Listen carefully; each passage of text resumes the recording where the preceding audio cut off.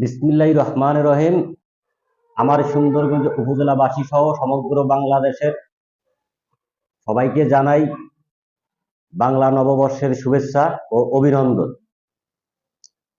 আমাদের প্রধানমন্ত্রী দেশনায়ক জনাব তারেক রহমান সে তার নির্বাচনী দেওয়া ওয়াদা একটি একটি করে পূরণ করে চলছেন।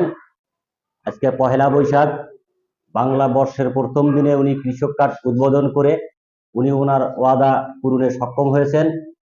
তাই ওনার প্রতি আমাদের আশা প্রত্যাশা অনেকটা বেড়ে গেছে।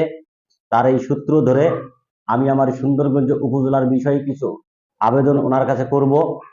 আমার সুন্দরগঞ্জ উপজেলা 15টি ইউনিয়ন এবং একটি পৌরসভা নিয়ে গঠিত হয়েছে। আমার সুন্দরগঞ্জ উপজেলায় প্রায় 7 লক্ষাধিক মানুষ বসবাস করেন।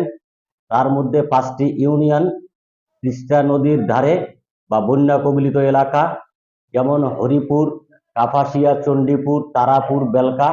এই 5টি ইউনিয়ন সবসময় বন্যা আসলে ক্ষতিগ্রস্ত হয়।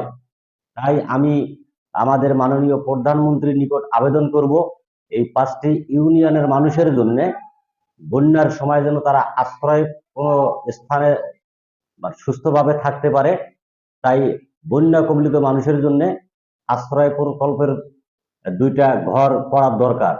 কারণ যখন বন্যা আসে এই 5টি ইউনিয়নের মানুষ বন্যা কবলিত হয়ে তারা বাদে রাস্তায় আশ্রয় নেয়, তাদের স্বাস্থ্যের ক্ষতি হয় বা তাদের সম্পদের ক্ষতি হয় বা অনেক কিছুই তারা সঠিকভাবে তারা যে মৌলিক অধিকার আছে সেই অধিকারটা রাষ্ট্রের নিকট থেকে পায় না।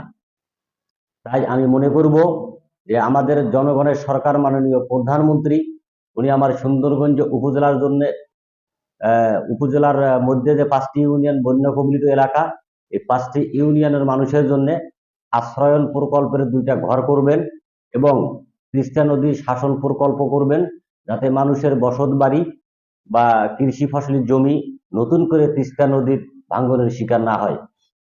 ভালো থাকবেন। আসসালামু আলাইকুম।